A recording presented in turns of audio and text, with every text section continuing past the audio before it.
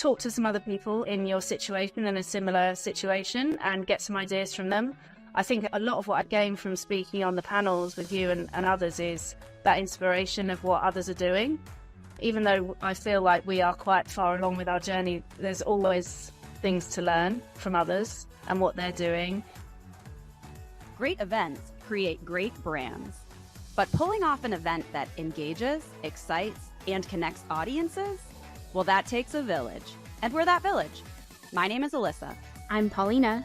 I'm Rachel. And I'm Felicia. And you're listening to Great Events, the podcast for all event enthusiasts, creators, and innovators in the world of events and marketing. Hello, everyone. What has been going on in this wide world of events? My name is Alyssa, and I am your host for this week's episode. Today, I am joined by my wonderful colleagues and fellow hosts, both Rachel and Felicia, for a little bit of a interesting episode that we're going to construct here today. New format for us. We like to try all new things. But before we get started, we have a little bit of sad news to share with our listeners who have been following along with us since the beginning of this ride.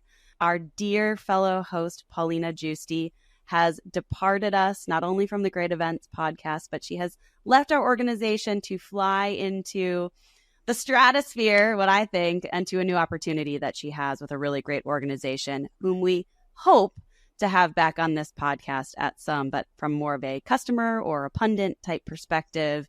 She certainly is a thought leader in our eyes, and we just want to thank her for all of the great work that she did on this podcast with us as our fellow co-host. I don't know, Rachel or Felicia, if you had anything else you wanted to say about Paulina. No, Paulina is just an amazing person, and the three of us are going to stay friends with her after this. So it's bittersweet to see her go, but I'm so proud of her. She was here for those dedicated listeners. She's been at Cvent for 10 years. She gave a really amazing decade of insane innovation and growth to our events team, and I could not be more proud of her, and she's going on to amazing new things. So I'm excited to have her back as a guest host because I think she's going to come on and talk about some epic events that she's doing in her new organization. So congrats, P. We are going to miss you so much. I already do. It's already week one and I already feel the pain, but that doesn't mean that I'm not super proud of her. So it's great. Absolutely. And I'll just add a small thing. I rejected her personal resignation. When she sends out that email of guys, it's been 10 years, I love you all and whatnot. I was like, I reject this. I don't know why you thought I would take it in. I am not allowing you to resign because we are going to stay friends. So I'll be WhatsApping you all the time. And I'm going to give that as a tip, some advice. If you're going to work with someone for 10 years, reject their personal resignation. Reject, delete it. I rebuke thee. No, I mean, one thing that can be said, though, is if you're happy for the people that move on and they move on and upwards, that's a good sign of a good company that's groomed you into the next step. But on a personal level, screw you. You should come back. Why do you leave? But on a professional level, I love you. I'm so happy for you. I'm proud of you. It's funny because we have, kind of our planning production calls that we meet regularly on with our whole team. And I was kind of reflecting. I don't know, it's not January, so I was in a reflecting mode today and just thinking about the progress that it takes to think together, right? This podcast is now in its third year of episodes. Paulina has been along for the ride in the beginning, and I'm thinking back to how we tried to get it off the ground, and it took us, 3 or 4 months to get our lives together. It took us some time to get our podcast up and off the ground, right? And get this running. And we never lost sight of wanting to do this. And now that we're in the third year, we're starting to see kind of the fruits of the labor. We have, people reaching out to us on LinkedIn that want to speak. We're starting to speak with those partners and guest individuals on other types of industry events. And it really feels like this has been something we have nurtured for a very long time. And I just want to thank Paulina for her support of that and this experience and just building something together. That always feels really good and very rewarding on a personal note in a professional space. So, okay, enough about you, Paulina. We love you so much and we miss you already. However, we've got other things to talk about and better great events to explore. So Felicia actually had a really interesting conversation with an event agency located in London called Chorus this past week, related to their sustainability efforts, which we know is very much top of mind for every event planner, event organizer these days. It's just kind of table stakes now for the modern event organizer. So I ask for you to give us a little bit of an overview of that conversation, and then we'll actually roll a bit of that footage from that conversation And then Felicia, Rachel, and myself will come back and have a little bit of discussion around the meat of that conversation. But Felicia, just give us the high-level overview. Absolutely. So I met with Group Managing Director Cassidy Knowles. I've been on many a panel with Cassidy. If anyone's ever been to Event Tech Live or just can't even think of so many events we've been on sustainability panels together. And what I love about it is we joined the sustainability panels just after the pandemic, and Cassidy was able to give us that kind of like, during the pandemic, this is what we did, which you'll hear a little bit about as she explains it. And then I've almost been with her on her journey of like, and here's where we are today. And so I thought she'd be fantastic for this, helping us to understand how she has implemented sustainability in her business over the past 2 or 3 years. So hope you enjoy the conversation. So here I am with Cassidy Knowles, right? And you run Chorus, right? The Group Managing Director of Chorus Creative Group, because there are 3 entities under our banner now, Chorus being the creative, live event and production agency, and then Scotch Creatives being our drinks and marketing agency, and then Chorus Arts being our art-led experience agency. Yeah. Thank you for having me. That's all right. It's a lot to manage. So I know we've been on lots of panels and bumped into each other at loads of events, and we always end up talking around sustainability. It seems to be our panel expertise. So I wanted to catch up with you just on what are you doing at Chorus? Because we always talk about how it's a bit of a, what is actually going on? So what are you doing at Chorus around sustainability?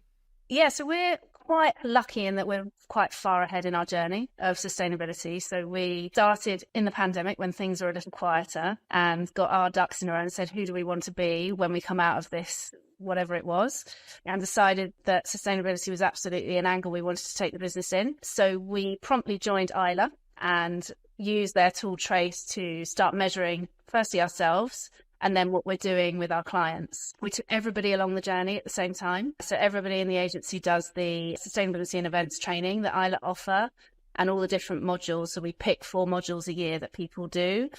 And when I say the whole company, I mean everybody from the head of finance down to our junior designers. It isn't just the project delivery team doing that. And we think that's really important in terms of making sure that everybody's on the journey. We also made the decision not to hire sustainability in, but to create it from within. So everybody in the agency is responsible for it and cares about it a lot. We've also found that it's really helped in hiring people, especially the next generation. They really care about sustainability and the planet and what companies are doing. So having that sort of holistic view rather than having specific roles doing it within the agencies really helped us there. Fast forward to 2024, April, can you believe it? We are going for our ISO standard, ISO 2012-1 this year. We've been carbon neutral and carbon positive actually as an agency for a couple of years. So we wanted to take the next step. And we know there's lots of accreditations out there, including B Corp. And we felt that ISO was the next right step for us. It's also being updated this year because it was born obviously in 2012 for the London Olympics as part of that legacy. And it's being updated for Paris, hopefully in time for Paris this summer. So we will benefit a lot from all of those updates that are incoming. We engaged a consultant to help us through the process, and he went through the audit with us, and we were really happy to tick off almost 70% of the standard before we even started. So we were clearly going in the right direction there. I love that. You've just like jam-packed me full of so much goodness. So the first question I have there is, how many people are in your organisation that do this training? So 20 of us at the moment and 4 roles pending. But yes, it will continue that way. And I know I said we don't hire sustainability roles in. That doesn't say that for the bigger projects, we don't have a part of a role dedicated to sustainability. On our big projects, we do, because clearly it does take up time to do that reporting. And we want to make sure that we're doing the best job we can there. But on all of our other sort of small to medium-sized projects, we would provide a sustainability report as part of our service, as what we do. And it's woven into the production and project management time that we are charging our clients. Could you give me an example or just a taste of what's large scale for you? How big are we talking for some of your larger projects? So I would say anything in terms of revenue from 750 upwards, $750,000 upwards. Okay, so there's some hefty projects. And because the reason why I ask is because I know a lot of larger organizations especially will say it's difficult, it's hard, it's tough. And I put those two things together. I heard you say, 20 people in organizations. So some would say it's easier for you because it's less people, but actually you're dealing with huge, large scale events and large projects where you are taking sustainability very seriously. So that's both ends of the spectrum there, I think. And actually, as a business, it is quite easy for us because we're smaller and we started off in a completely virtual environment, which clearly cuts out all those office emissions. So we're back to hybrid working as an agency. We do 3 days in, 3 days together, 2 days wherever, we like to call it. And it's not only because of that sort of work-life balance that has now come out of the pandemic, it is about sustainability as well.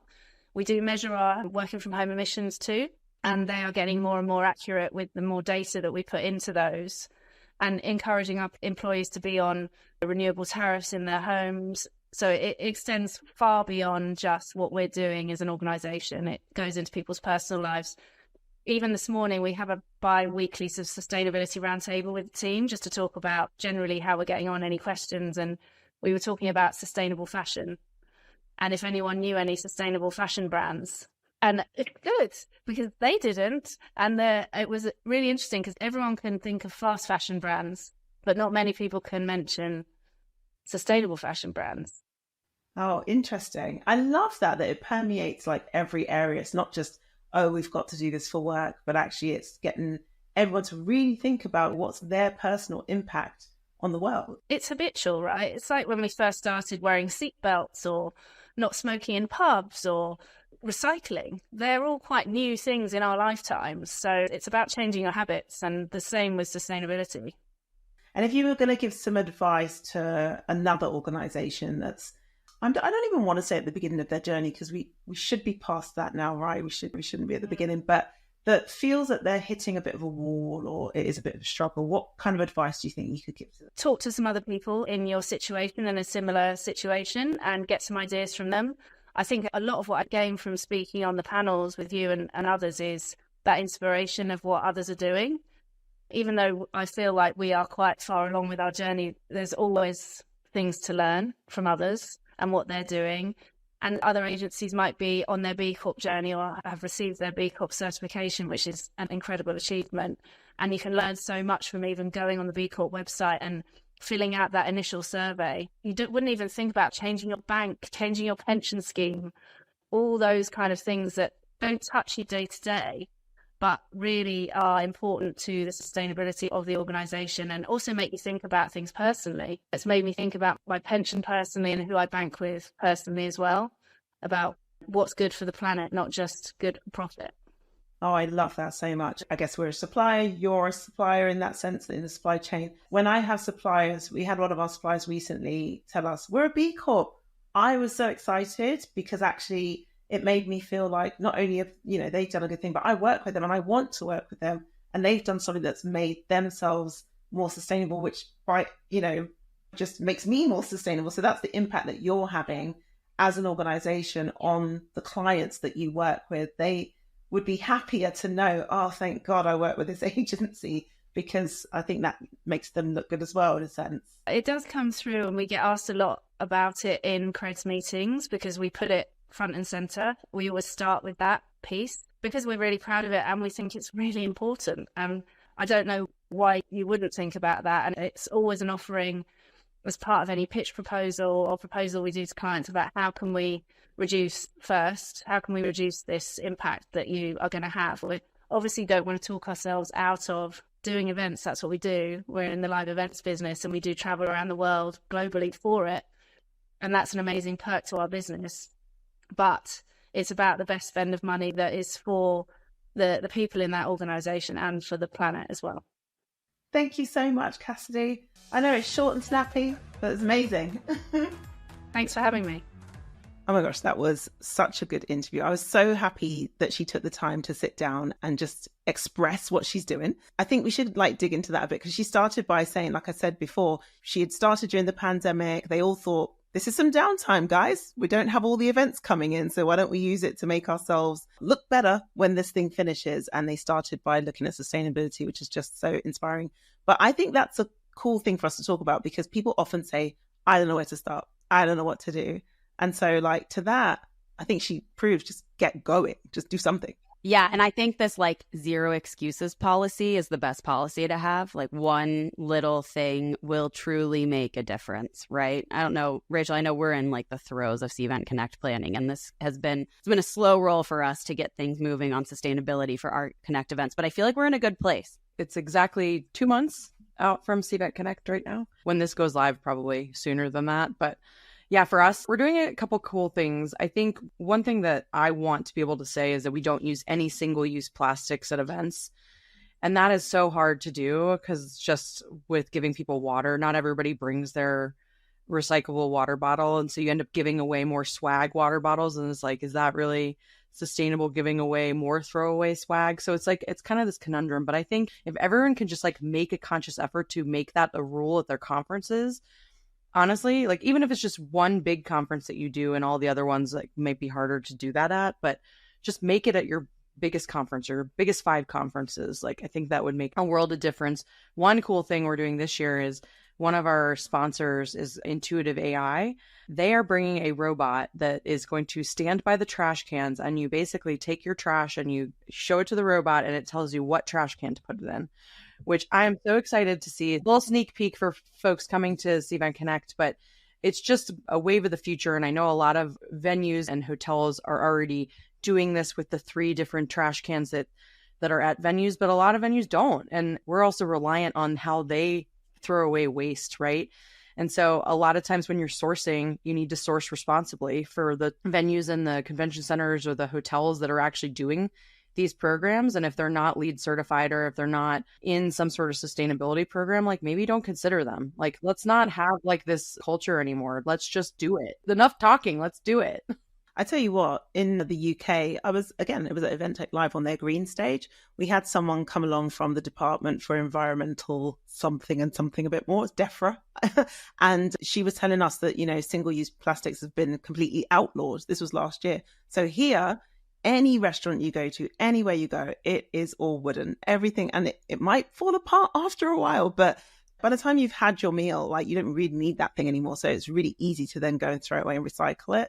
So you can't even find single-use plastics. And that makes me think about the standards. Like the country has just said, no, like we're not having single-use plastics. So as an event organizer, you can't even make that choice anymore, which I think is kind of a cool thing if you're trying to achieve standards like she spoke about in that interview of like ISO standards or B Corp standardization. You've got to kind of just go for it and do it. Like we're saying, good thing and go. I want to touch on what Rachel said, this notion of culture too. What I found really compelling about the conversation was just how the newer generations are starting to push the culture shifts organizationally. And so this is becoming not a nice to have, not a like afterthought, or even at the event level. This is now becoming part of the corporate culture, and that's permeating into the event programs. And so I think this will be a very quick change as a result of that kind of new hiring process. These early professionals are not going to choose to work for these companies that don't have institutionalized policies across every function.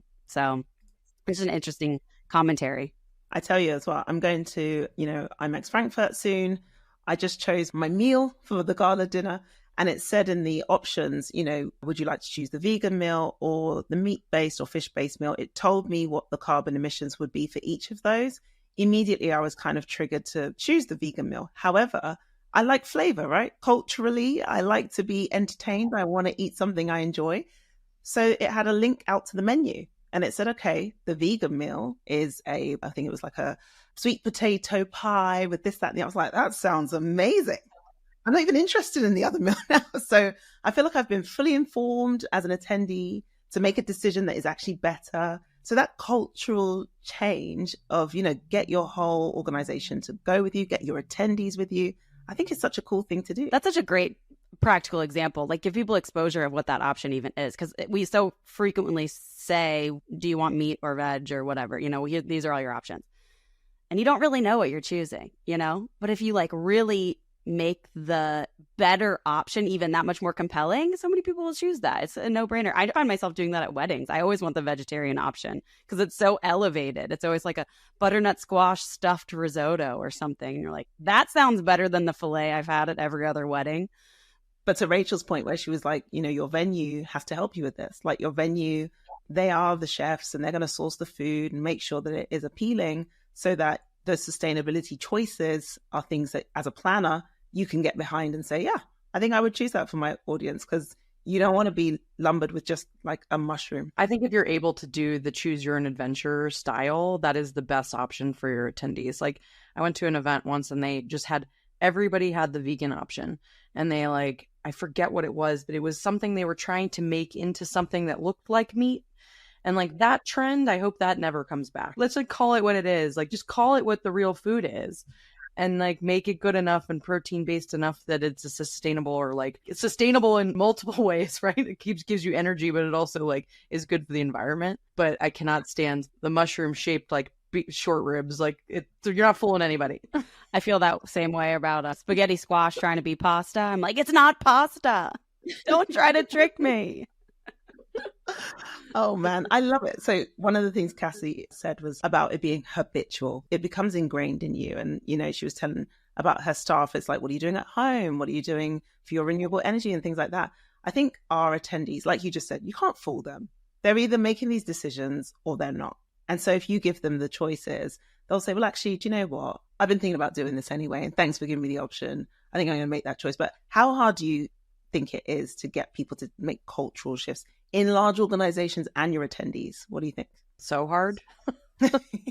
It's decades and decades of doing the same thing and like changing vendors, creating that culture where people actively think about it. I think, you know, it takes time and it takes like a lot of reiteration with communication. And the culture we have in the US with events, like a lot of people are getting better about thinking about it. If there's signs next to every trash can being like, actively think what you're doing, or you don't offer anything besides wooden or paper plates, you know, paper straws should burn in a fiery pit of hell. Paper straws should just go.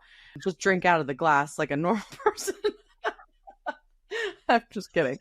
But there's like active things that you can change, and not just in the culinary space, right? There's other ways you can impact sustainability, like how many days are you using electricity at your conference and so on. And so I think you should look beyond just the single-use plastic. Maybe that's the starting point, and then you have like 3 more attainable goals that you can recommend. And I think a lot of people struggle right now, especially in the bigger company space. Like it's easier if you're at a smaller company, but it's harder when you're at a company with 5,000, 6,000, you know, 100,000 people, even something small. But that's where it makes the biggest impact. Something small creates the biggest impact. And I can testify. I mean, I work with customers who are doing thousands of events, right? I know our program rivals that within our own meetings and events team, but that small step across 1,000+ events is actually quite monumental if you really think about it.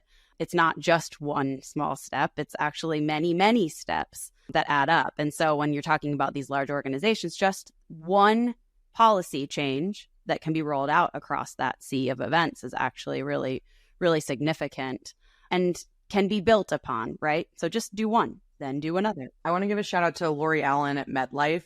She stood up in I'm not going to say which event it was, but it was a leadership event, you know, recently. And she's like, we as leaders get together and say, okay, we're all going to do this one thing or these 2 things at our programs next year, and sign a petition or sign like an agreement for the industry that says the industry won't do this. And she's like, we as leaders can do this. We are in charge. We can have the power to do this. And we just need somebody to help us at these, like maybe at the association level, or somebody that's at the advocacy level, like helping us make those strides.